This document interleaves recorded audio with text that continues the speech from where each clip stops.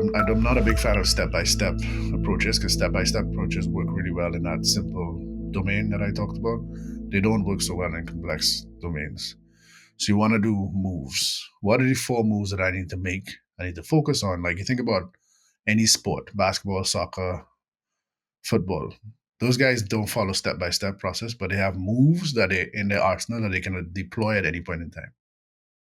And I think there are only 4 moves we need to pay attention to. One is defining a desired future, so getting very clear about what's the future that I want. That's move number 1. Move number 2 is what do I need to prioritize in my life to make my desired future a reality? That's move number 2. Move number 3 is create alignment. How do I create alignment in the short term with the things that I want, my desired future that I've stated that I want? Move number 4 is how do I allocate resources to that future that I said I want? You're going to jump between those 4 at any point in time. Usually, if you're lost, any of my coaching clients I've lost, I'm like, let's go back to the 4 moves. We rate them on a scale of 1 to 10. And it's like, you know what? I need to get clear on like allocating resources.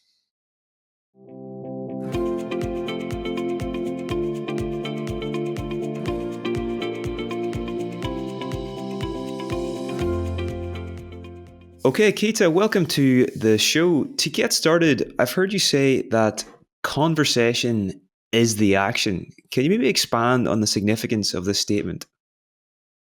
So I think one of the things that people don't recognize is that we do everything in our world through conversations. Is the one thing that separates us from all the other beautiful animals on this planet is our capacity for conversations. So it's really 3 things that separates us. One is our capacity for conversation, for dialogue. We can talk and communicate with each other. We can plan into the future and we can share those plans. Those 3 things really separate us as human beings and make us be able to do the wonderful innovations we can do. What we don't recognize is before I do anything, I have to have a conversation in my head, whether implicit or explicit, to do that action. So I want to go for a run. The first step is not getting on my bed. My first step is telling myself to get out of bed. And that conversation runs and drives everything, and we don't recognize it because we do it every day and we take it for granted. So that's what I mean by conversation is the action. In addition to it, take something as simple as I'm meeting a friend for dinner on Thursday night. The action is not me going for dinner. The action was the conversations we had that set up that dinner we're going to have on Thursday. So what we don't realize is we build the future through the conversations we have.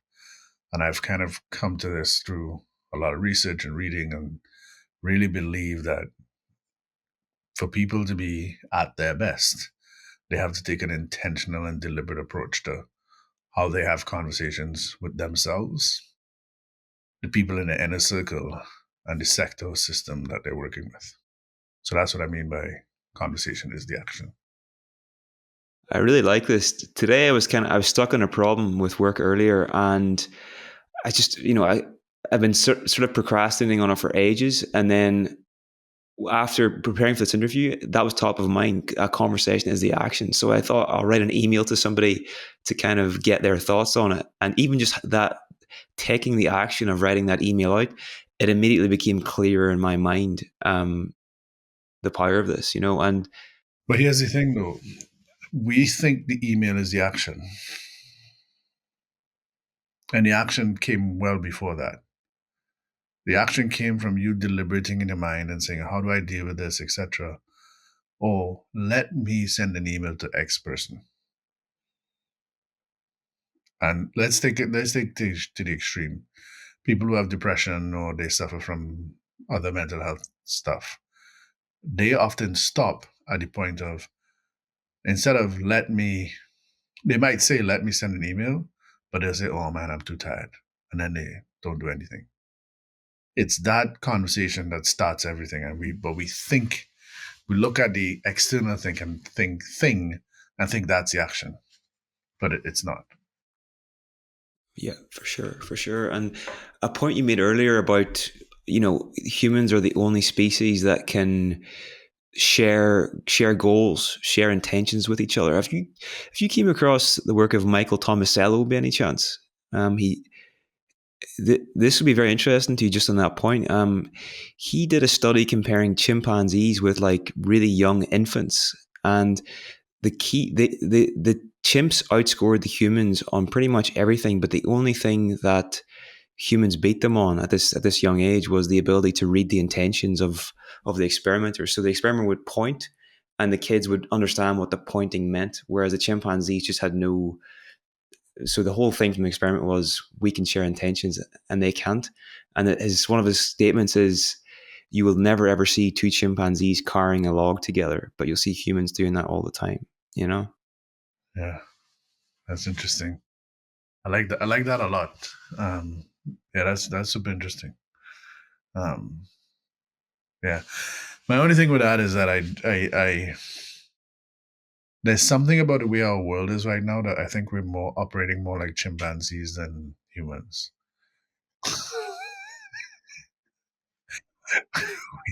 we could, we, we could do a lot more carrying logs together than, like, I don't know, carrying it by ourselves. Um, so that's my only comment on that. There's something about the way our world is right now that we are not accessing the full potential of our capabilities. So that's my only comment to that study. I think you're right, and I don't think many people would disagree with you on that. There, that's spot on.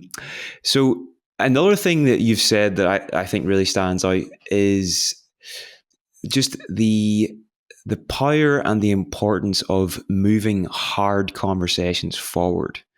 And that is like that's like a superpower if you can do that, but it's hard, like having those difficult conversations is really, really difficult. So can you just maybe share your thinking around this, and maybe as well as an adjunct, like how best to approach these conversations too? Yeah. So one of the things that I think I came across some research, and what it talked about, it was focused on Canadians, and it said that something like 70 or 60% of Canadians avoid a difficult or hard conversation for something like 6 months. And then I did more research, and there's all kinds of data around it. I don't know how people find the data, etc. But some of the things, what I've sort of concluded is that any people avoid necessary hard or difficult conversations from anywhere between 6 months to 9 years. So 9 years might be like a divorce or something like that. Somebody might stay in an unhappy marriage because they didn't want to have that difficult conversation. They want to ruffle the feathers. Or they might do it 6 months. So in a business, 6 months delay can be a big delay and can cost quite a lot of money. So companies are very motivated to solve that. In our family life or personal life, we tend to not have the same incentive structures and the same metrics that show us the results of our lack of action around these hard conversations. So actually, I think the harder conversations piece is more important in our personal life than our professional life, but we're more likely to have the hard conversation in our professional life. I have no research evidence for that. That's just my anecdotal observations, and what I understand of the research so far is that's my best guess. So that's what really got me to start to think about how do we help people have hard conversations faster?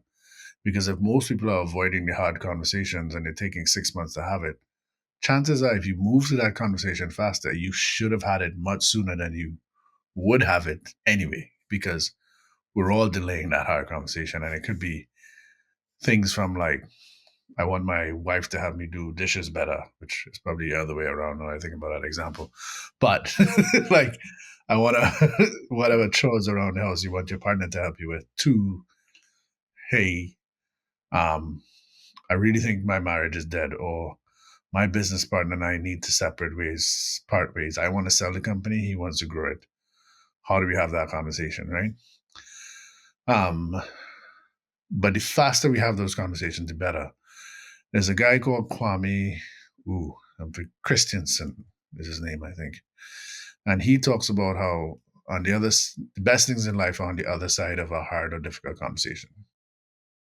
And I think a fulfilled life is one where we um, strive to have these hard conversations quicker. And what happens to us is we build up a story in our heads about how terrible this is going to be and it's going to be an awful experience, etc. 9 times out of 10, when you have that hard conversation, it does not go as poorly as you thought it would. Most times you have the hard conversation and people will say something like, hey, I'm glad you brought this up. This has been bothering me too. But we delay because we've imagined this terrible outcome that may not happen. And I call that the stories we make up or the stories we tell ourselves. So we have to rewrite the stories and start with very, very simple tool to start to think about how you have the hard conversations faster. Is I want you to write the story. If this conversation goes well, what what would my life look like? What's the impact that this hard conversation is going to have on my life?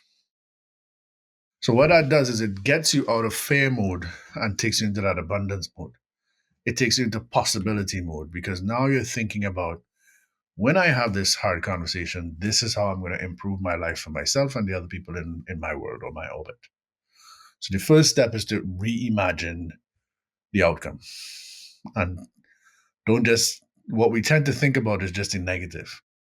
He or she's not going to take it well, we're going to fight, we're going to argue, etc. I want you to think about the conversation goes well, what would be different in my world? Right? So that's step number one. Step number two is I just want you, I don't care what framework you use or however, I want you to design the conversation before you go into it. Have a good sense of how I'm going to open, how I'm going to like do the middle piece, what's my clear request, and then how am I going to close. So just have a framework that you use to do that. It could be 3 steps, 5 steps, just have a framework. And then the third piece is have the conversation at the level of what I call indisputables. So in systems theory, there's a whole concept called the ladder of inference. A ladder of inference has 5 steps, etc. I've just broken that down into 3 steps. At the bottom, you have those things that are indisputable. Facts, I can't use the word facts anymore because we have things like alternative facts, which makes no sense to me. Something's a fact or it's not. so I call it indisputables. So what's the data or what are those things that are indisputable? So last week, you walked out of the room when we were having a conversation. Fact, indisputable. You have been late to our meetings for the last 3 times. Indisputable. Versus, you don't have any respect for me. I want to talk to you about about you having respect for me.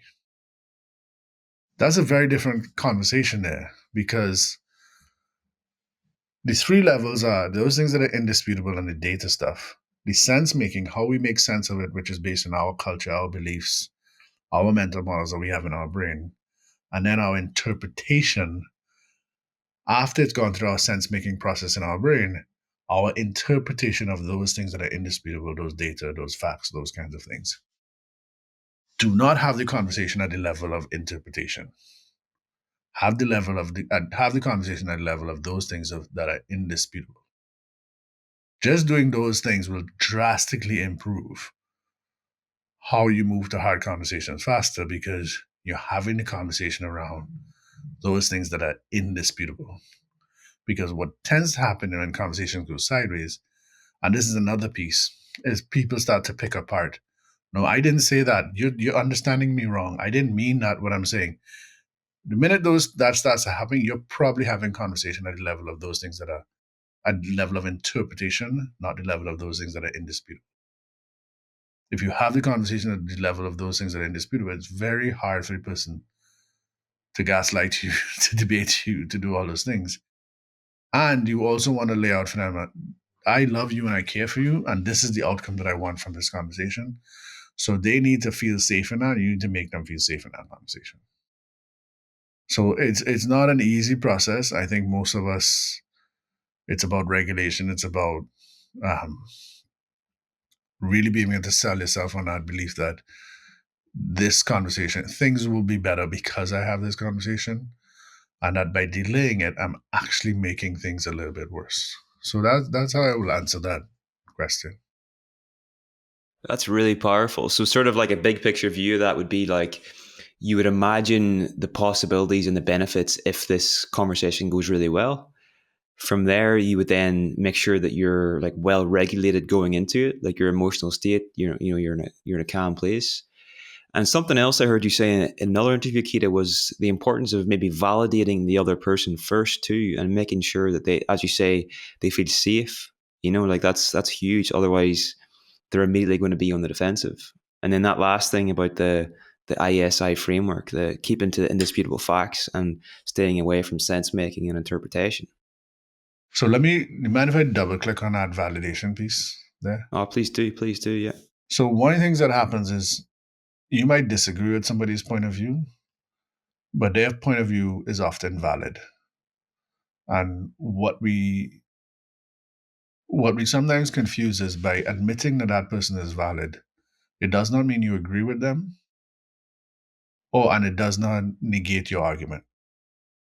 That person can have a valid point of view, although different from yours. You can disagree with them, and that is okay.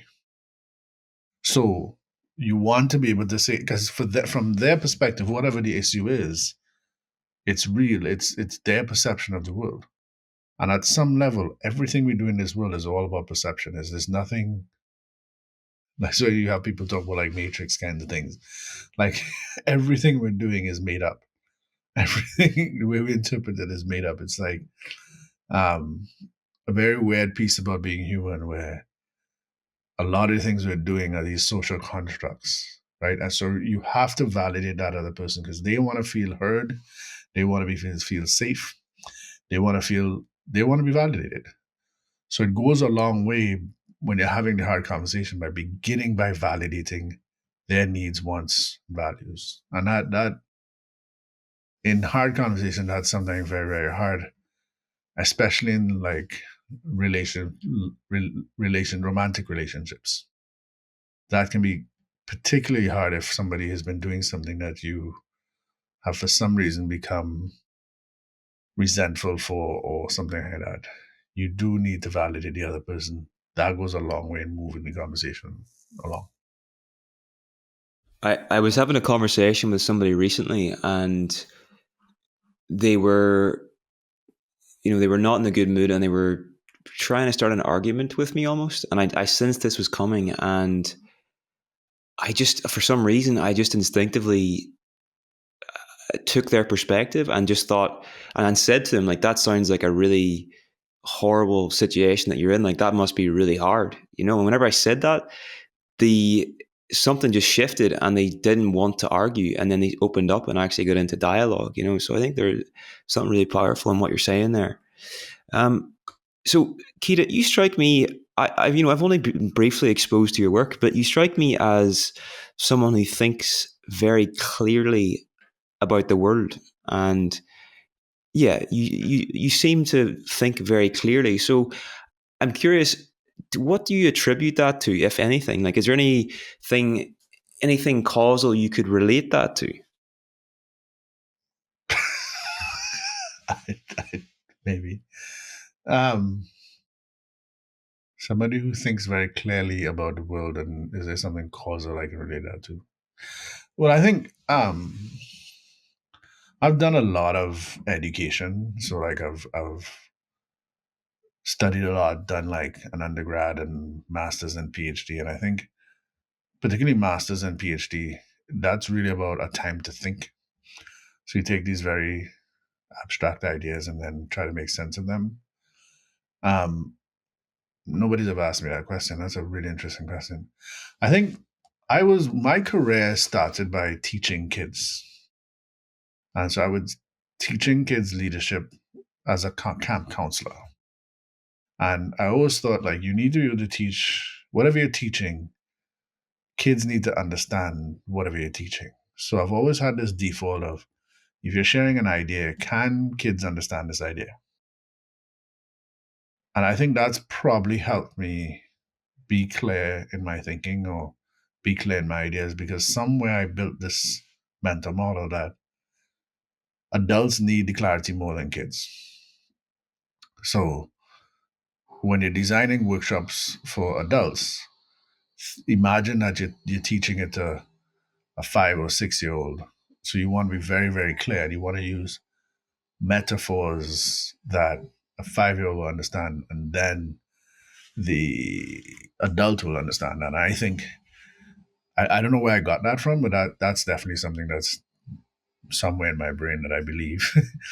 The other piece I think is I at some point in my education I got very fascinated with in philosophy. There's something called the philosophy of logic, and it's the structure of an argument, and you can break an argument down into equations. So if A then B kind of things, and I studied that in undergrad, and I got really fascinated with that because as a kid I used to like to win arguments. So when I found out there's a way to scientifically look at winning an argument, I was all over that. Like, I was like, "Oh, I go what? Tell me more." Um, so because of that, as a hobby, I've read like a lot of logic books and books that teach you how to think, those kind of things. So maybe those two things have contributed to you saying that I think clearly about the world. So nobody's ever told me that, and I will take that as a compliment. So thank you. I hope that's helpful. I just fumbled my way through that answer. There's a quote from Richard Feynman. It's something like, "If you can't explain it to a 10-year-old, you don't really understand it." So it's similar to what you're saying. You have this mental model where you always kind of want to do that. I also think like I like the idea of writing books is because I find writing gives me clarity. So I really play with ideas and write ideas down. And I'll give you an example. My last book, it's called Strategy to Action, Run the Business Without Running You. And as a result of that, I write a lot of blogs and I write to clients and stuff. And one day I was writing to this. So one of the concepts I really believe in is because I'm a complexity theory person. I I don't believe in steps per se because I'll break this down for folks and I'll use metaphors. So in understanding complexity or in understanding a problem, there are generally four kinds of problems you encounter in the world.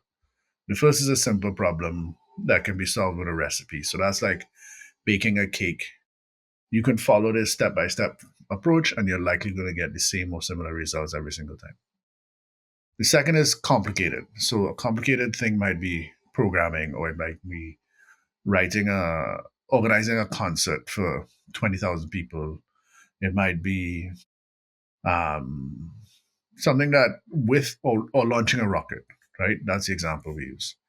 With enough resources and expertise, we can probably solve for that issue. We probably figure that out. That's a complicated example. A complex example is like raising a kid or growing a garden. So in raising a kid, if I change my response, kid changes their response. So it's a constantly dynamic thing. That's what makes it complex. Or a garden, I can plant seeds. I have no idea what's going to sprout. Some seeds are going to come in. A rabbit might eat my carrots. A bug might come in. It's a complex dynamic situation where I don't have as much control in baking a cake in the way that I do when I'm growing a garden. And then the fourth is chaos. So and that tends to be a natural disaster, emergency, those kind of things. So those are generally four kinds of problems that we're dealing with. In business, we tend to be very good at simple and complicated. So we create standard operating procedures for simple things. We hire experts to do complicated things. Where we're really bad is on complex issues. So things like team building, for example, we treat team building as if it's simple. We treat team building as if it's complicated, sorry. But team building is dynamic. It's ongoing. You could do team building exercise and your team could be solid this year. Something happens next month and your team is a disaster moving forward. It's an ongoing dynamic thing, much more like raising a child than following a recipe. And one of the things that's happened in our business world is that we've really latched on to doing things like that recipe, like that simple piece, right? And I think we have to understand those pieces around it. So because I'm a complexity thinker and I think that the world is complex, I'm always coming from that framework of how do I make this as simple as possible without removing the complexity,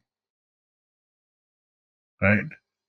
And that's just a way in which a framework in which I move in the world, that I'm understanding that the world is complex and most people are not seeing the complexity. Most people are blinded by it. Most people are trying to find what's the simple solution here. So understanding how we address complex problems, I think, is a real skill in today's world that is often overlooked. And the truth is, the AI is going to solve simple and complicated problems more easily than complex problems. So, human relationships, human dynamics, those are going to be human things: judgment, reasoning, insight, emotions. Those are all things that AI is going to take some time before it can really address. And I don't think we really recognize that as much. Did that make sense? For sure, that's fascinating. I've never heard that before, like the four types of problems. And because that you understand the complexity of the world, that really puts a forcing function on you to try and explain things in as simple and a simple way as possible. Can I just? I'll tell you one more thing. There's a in complexity theory. There's this thing that I've found amazing. So my undergrad is in cognitive systems, which is essentially AI. Today we would call it AI, but that was my undergrad was cognitive systems.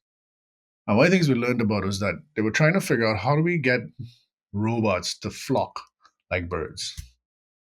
And there's something called BOIDS, BOIDS, was what the program was called. So it's bird-oid objects is what it was called.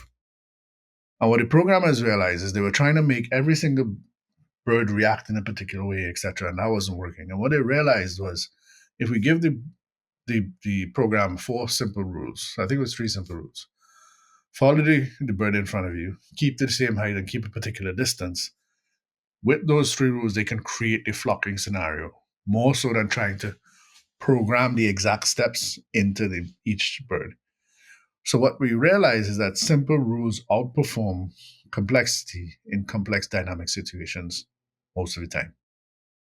So classic example of this was that there was a plane in New York, I think, and there's a whole movie like with Scully, Pilot Scully over it. Like there's a whole movie around it, and the simple rule was if you're flying a plane and the horizon you are below the horizon, you can't make it to that point. If you're above the horizon, you can probably make it. So this guy decided instead of going for the airport, he landed the plane in Hudson River. And what he did, he would just follow that simple rule.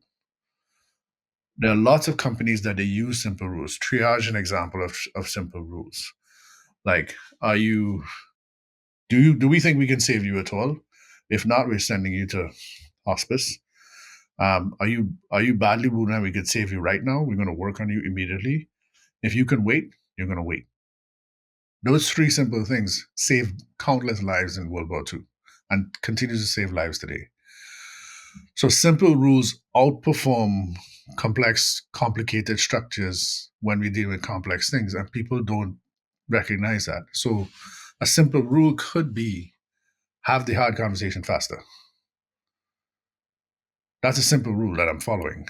And whether I get it wrong or the conversation doesn't go great, having it faster is a much better bet than delaying it, if that makes sense. So building a world where you use these simple rules, I find is a really, really powerful piece around how people navigate the world and become the best that they can be.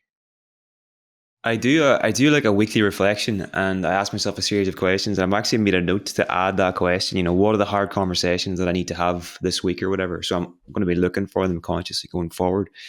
Are there any other simple rules that you find really beneficial in your life that you've applied? Any heuristics? There are lots. Which one do I want to share today?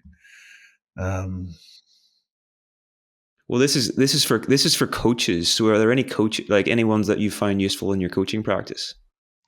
this one I'm just going. This is just it's just funny, but it's not. Don't take it seriously. But I just think sometimes we need some humor. So I'm a big dog guy. So my simple rule is if your dog can be taken away by a hawk, it's not a dog, as far as I'm concerned. It's a very simple rule. So people who are small dog people, I apologize that you may not find that funny at all.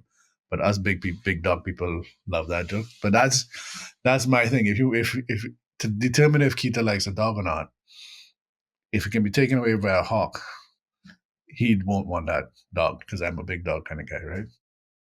Um, here's what I think. Here's what I think is more helpful than me giving you a simple rule. I think in life, look for the rules that are proxies for other things that you value. So, for example, and again, I could get cancelled for what I'm about to say, but because I'm like big dogs, when I was dating, I realized if I started dating somebody and she had a small dog, what I realized we often values misaligned. So I stopped dating people who had small dogs. But I realized over time that was a value misalignment, right?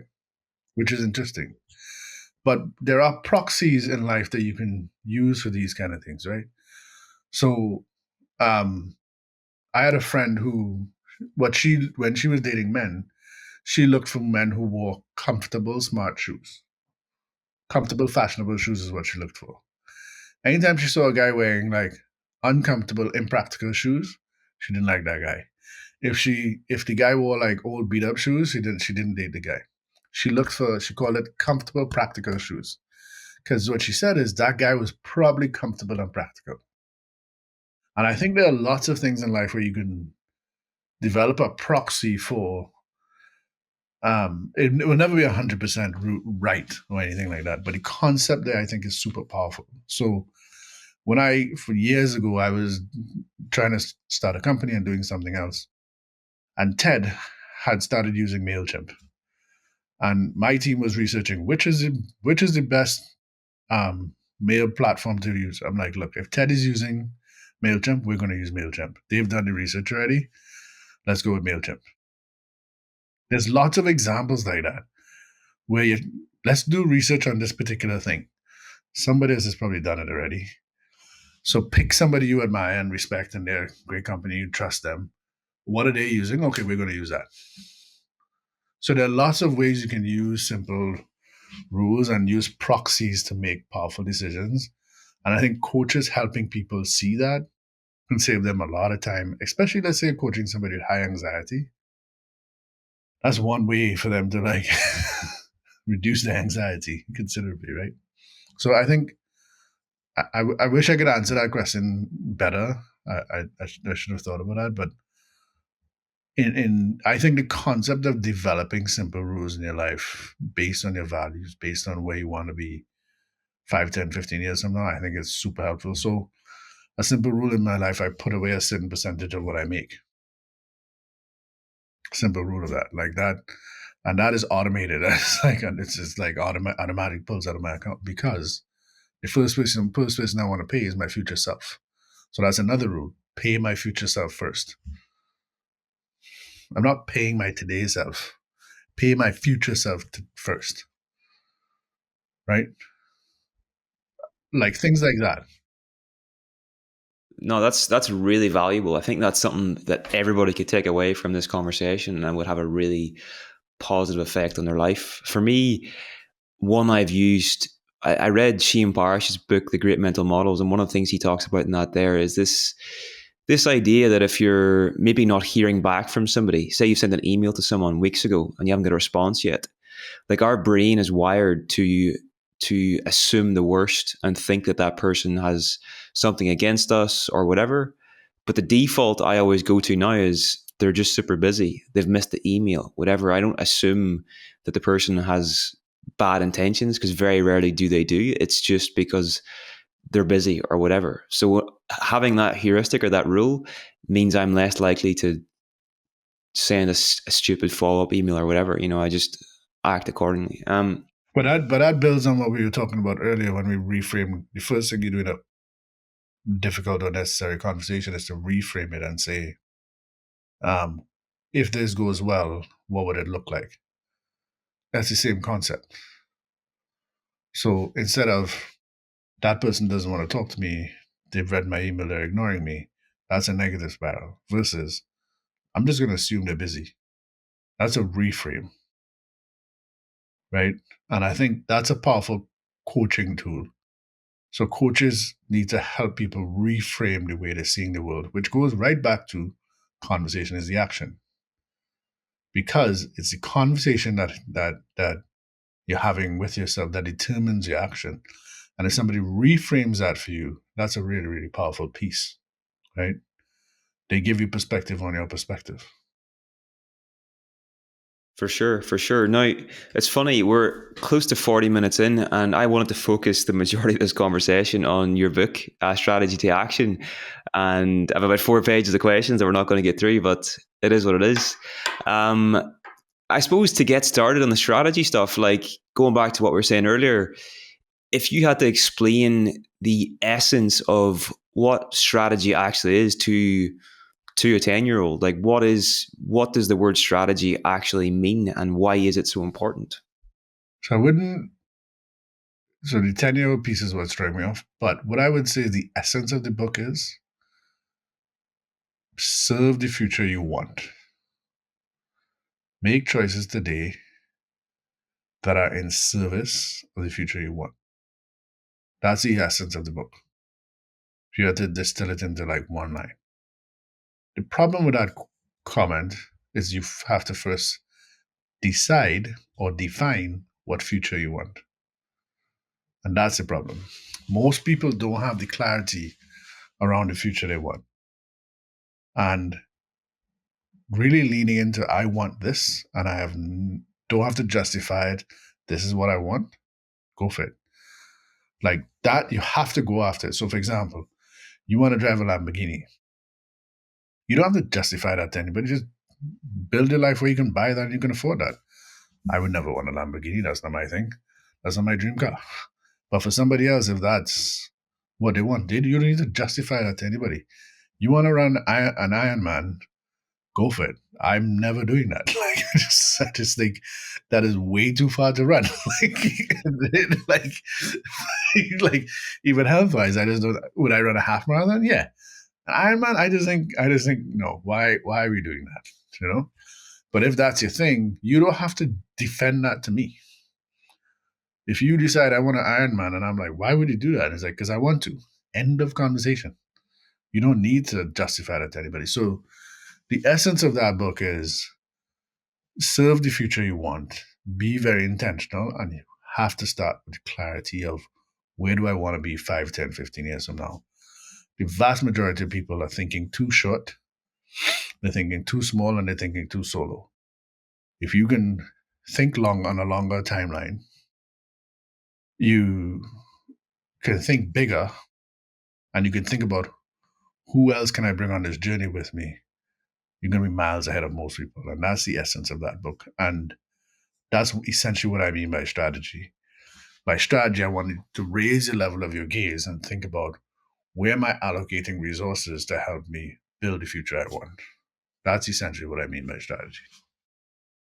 I really like that. I really like that.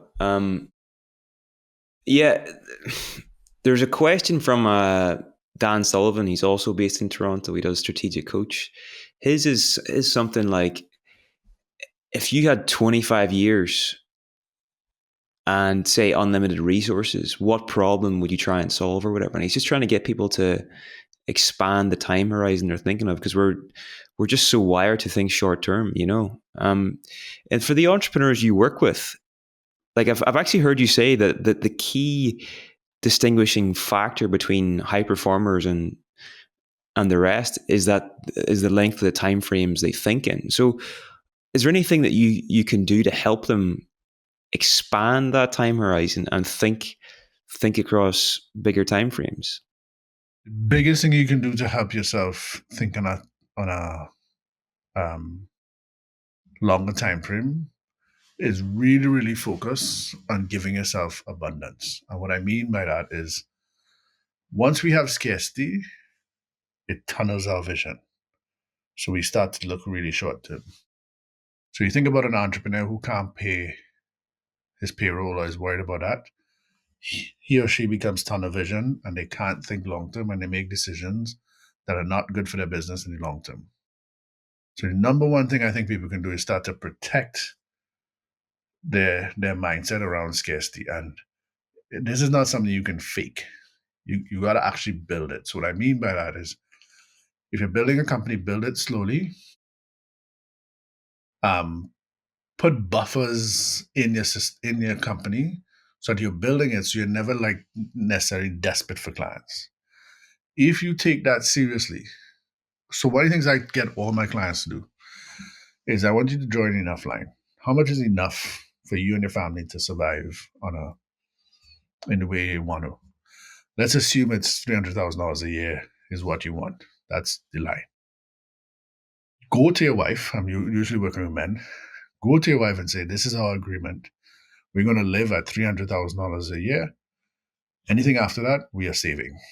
And you make that hard agreement. So now the guy makes $400,000 for 5 years in a row. He's now saved 500,000. He is now in a position of abundance. So in any year where he's having a hard time and his business dips, etc., he's got a stash. He's got 1 year stash to help him. And here's the most important piece. There's a really powerful study of some cane farmers who they looked at their abundance. So cane farmers, what they do is they grow cane and then they sell it at one time of year. And just before they sell it, they don't have a lot of money because it's been a whole year since they made any money. So they get like payday loans and they do all kinds of bad things. They gave these farmers an IQ test just before harvest. And then they gave them an IQ test just after harvest. There was a 10 to 15 point difference in their IQ before and after harvest. So when you're in scarcity, you're actually not as smart as you are as when you're in abundance. So for me, I really believe if you want to think about how you do think long term, if I don't have anything to eat today, how do I think about 10 years from now? The first thing I want people to do is start to think about, okay, how do I get myself into abundance? Which often means, when do I have to pull my lifestyle back so that I can create this abundance for myself? And also draw your enough line. So for me, I think a big part of being able to think on a 20, 30, 40-year time horizon is getting yourself in a place of abundance. And for people who are young, you're still in school, your parents, you're still living with your parents and stuff, that's the time to do that stuff because you got it in spades. For people who are 35, 40 years into it, you've got two kids, you're struggling, etc. You got to get really clear on what is absolutely essential and have 3 to 5 tough years where you're just building that base. Without that, you're going to get stuck. And I really believe that. So, Yeah, that makes a lot of sense to me. Particularly that idea of defining enough, and then once you know what it is, anything beyond it, you can just save and build that abundance with. That's a really, really valuable insight. So you talk as well, Keita, about the four moves. There's only 4 moves we need to make to build the future we want. What are these 4 moves? so this is back to the writing thing, right? So when I wrote my book, you won't see these 4 moves are in my book, but nowhere do I define them as 4 moves. So I talked about I'm a complexity guy. So I'm not a big fan of step-by-step approaches because step-by-step approaches work really well in that simple domain that I talked about. They don't work so well in complex domains. So you want to do moves. What are the 4 moves that I need to make? I need to focus on. Like you think about any sport, basketball, soccer, football. Those guys don't follow step-by-step process, but they have moves that they in their arsenal that they can deploy at any point in time. And I think there are only four moves we need to pay attention to.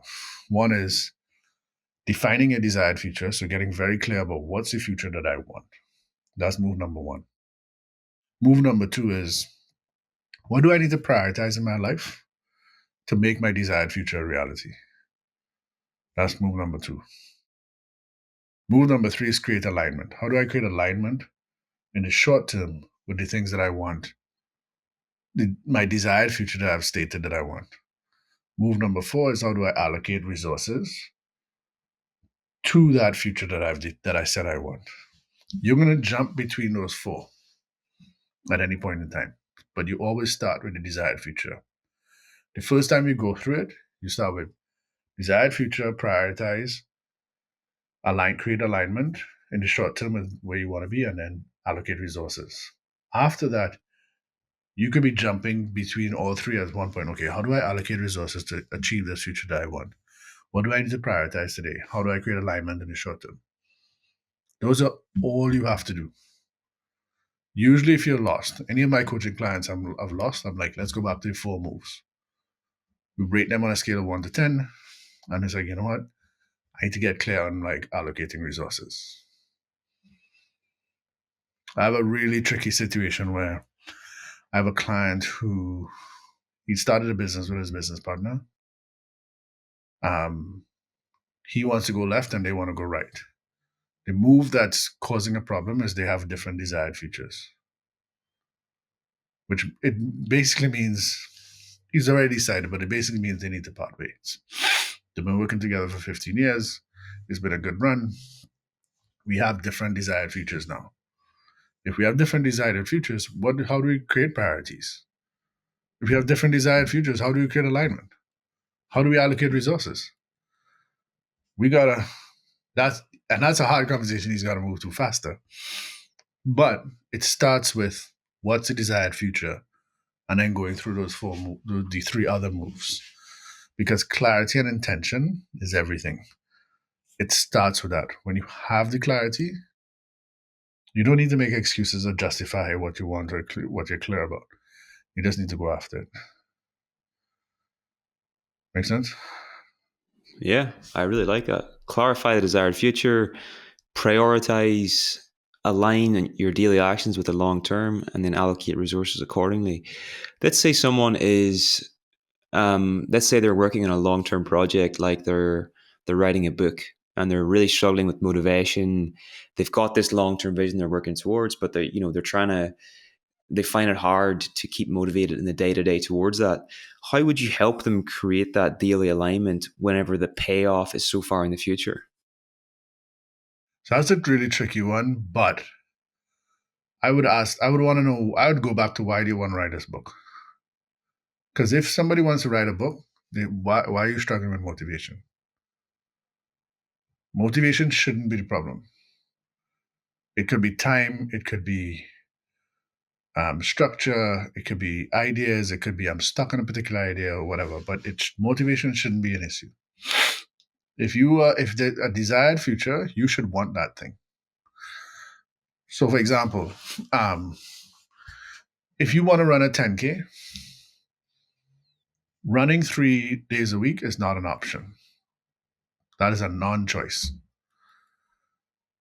If you're not going to run 3 days a week and prep, you don't want to run a 10K. You don't want to run a 10K. That's a non-choice. If you say you want to run a 10K, there are a whole bunch of choices that come with that.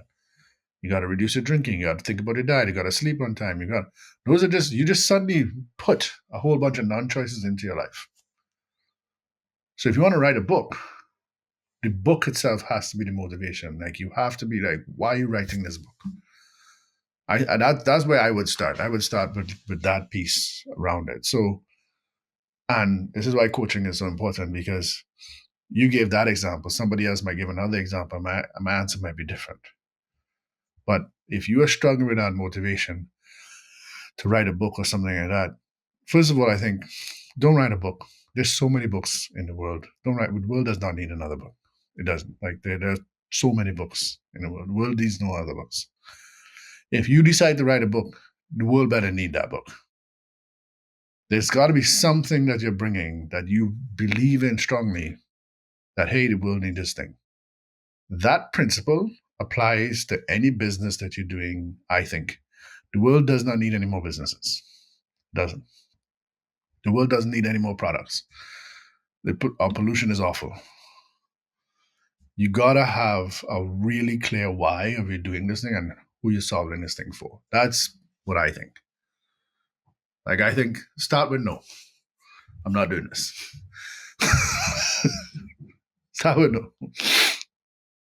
I like it. I like it. That's another very useful heuristic. So we've got about 8 minutes left. There's a lot I could ask you.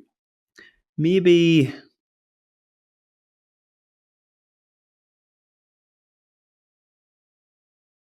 maybe this idea of moving from if then thinking to if then maybe thinking, and how this can be valuable.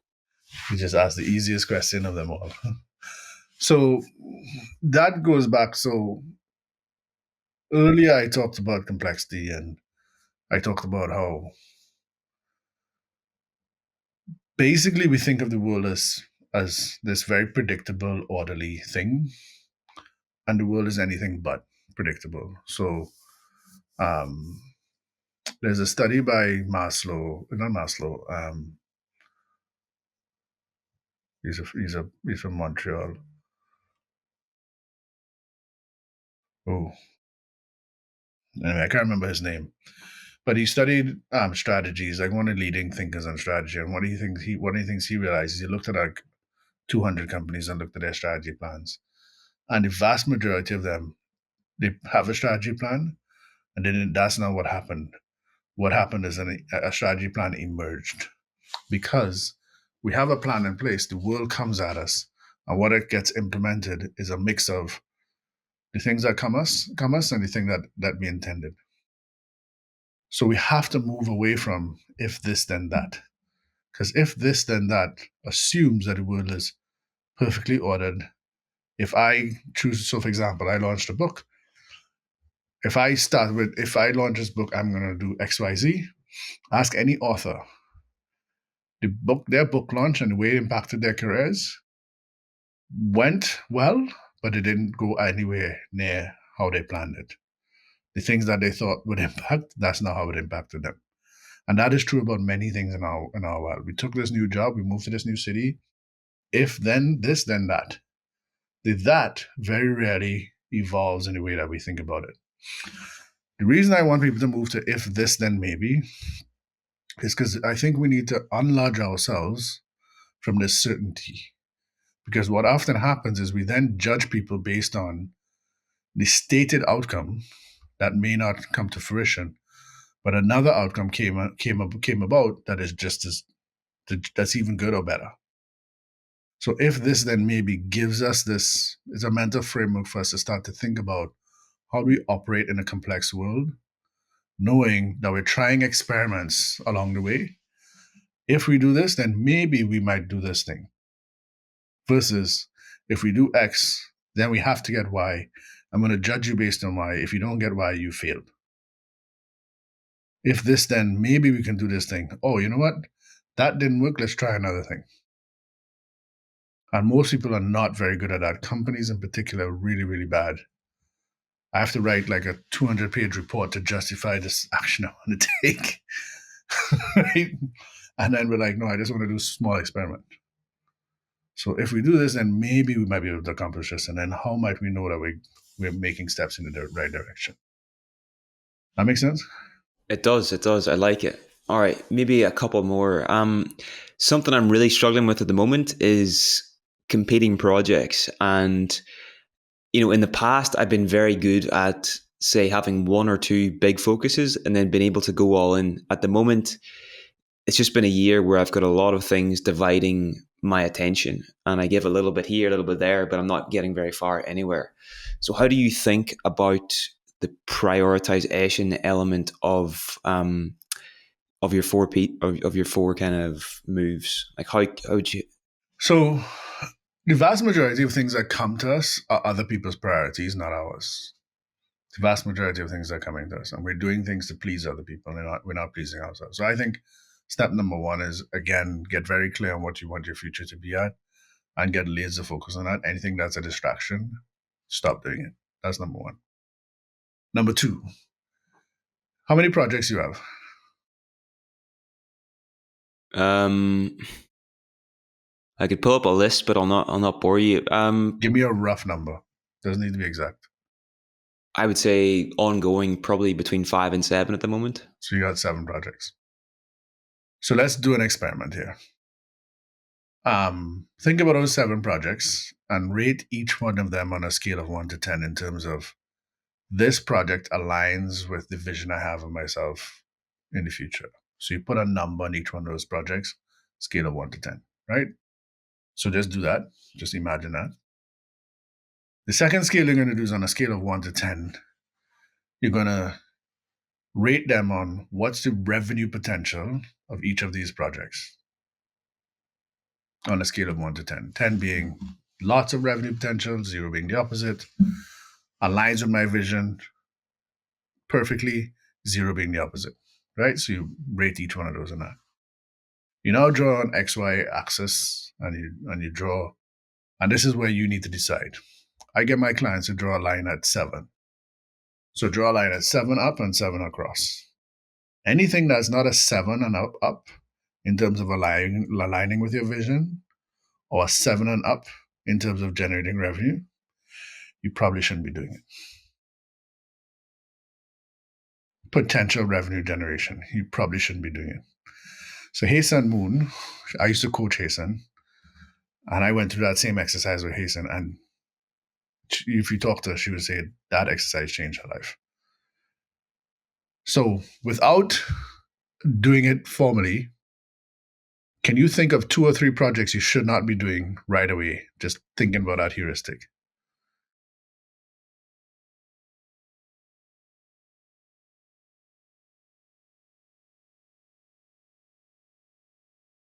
Hmm.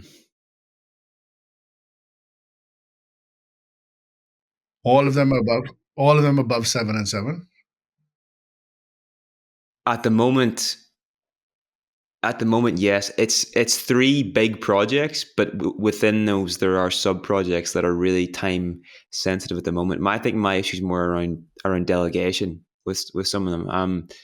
Oh, that's a whole different issue. Delegation that's a whole different ballgame. So delegation for most entrepreneurs are people think entrepreneurs are risk takers. Entrepreneurs are risk controllers. So because they desire to control risk, they struggle to delegate and let go. They struggle to get other people to do things. So in my book, I talk about the strength of the pack is in the wolf, and the strength of the wolf is in a pack. Most things that entrepreneurs are doing, they need to be finding a wolf who can do it 10 times better. So I'll use a random example. I never do this, but let's say you're going to do Google Ads. The entrepreneur will go on now ChatGPT or Google and figure out how to do Google Ads, and they'll build a business doing that, and they will do it. But because they're not an expert, they do it at like 70%.